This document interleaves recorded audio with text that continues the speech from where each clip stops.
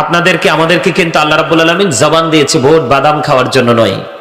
চা দোকানে বসে বসে চা পান করব আর মানুষের বদনাম করব, মানুষের গীবত করব, কার বাড়িতে কি হয়েছে সেটা নিয়ে সমালোচনা করব।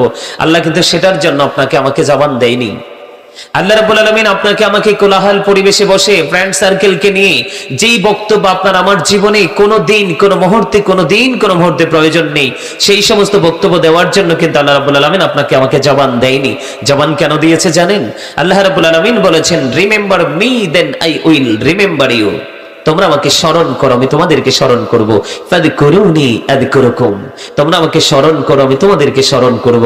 তার মানে আল্লাহ রাব্বুল আলামিন আপনাকে আমাকে জবান দিয়েছে আল্লাহর জিকির করার জন্য। সুবহানাল্লাহ বলেন, আর জোরে বলেন। আমি আপনাদেরকে একটা কথা বলে রাখি, হাদিস শরীফ থেকে কালেক্ট করা। সেটা হলো, আপনারা যে জানাতার বেগানে এসেছেন, সুবহানাল্লাহ আলহামদুলিল্লাহ আল্লাহু আকবার বলতে কখনোই কৃপণতা করবেন না। কেন জানেন? কারণ সুবহানাল্লাহ আলহামদুলিল্লাহ আল্লাহু আকবার এগুলো হলো জান্নাতের বাগানে যারা আসে তারা জান্নাতের মেহমান হয়ে যায়। কার মেহমান? আল্লাহর মেহমান হয়ে যায়। কার মেহমান হয়ে যায়? এই মেহমানদের জন্য খাবার দিয়েছেন আল্লাহ রাব্বুল আলামিন জান্নাতে। এগুলো হলো সুবহানাল্লাহ আলহামদুলিল্লাহ আল্লাহু আকবার লা ইলাহা ইল্লাল্লাহ। এগুলো বলতে কখনোই কৃপণতা করবেন? কৃপণতা কি করা যাবে? আপনি যদি কৃপণতা করেন তাহলে আপনার ফিউচারটা কি হয়ে যাবে? ব্ল্যাক হয়ে যাবে, ব্রাইট হবে না। এটা আপনাকে মনে রাখতে হবে, কারণ আপনি আপনার জন্য করবেন। আমি আপনাদেরকে আরেকটা কথা বলে রাখি, এই পৃথিবীতে কিন্তু মানুষ ধর্মীয় কাজের ক্ষেত্রে, নামাজের ক্ষেত্রে অনেক অজুহাত বা ব্যস্ততা খুঁজে বের করে কি করে না? কি করে? কাজ করে, ইনকাম করে, সে মানে তার এই পৃথিবীকে সাজানোর জন্য সে যেই কোনো কাজের অজুহাতে সে কি করে? এই জান্নাতের বাগান থেকে দূরে থাকে। কিন্তু সে আদৌ কি জানে?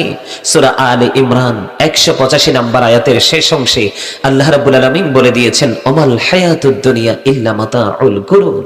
এই দুনিয়ার জীবন একটা ধোঁকা। নাউজুবিল্লাহ বলেন।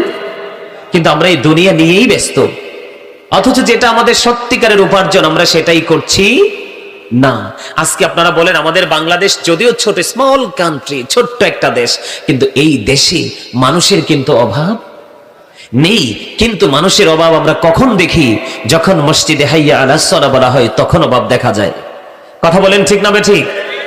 এই দেশের মানুষ যখন কোনো ভালো কাজের জন্য তাকে ইনভাইট করা হয়, সে কিন্তু এটাকে এক সেকেন্ড দেরি করে না ডোন্ট অ্যাকসেপ্টেবল বলতে।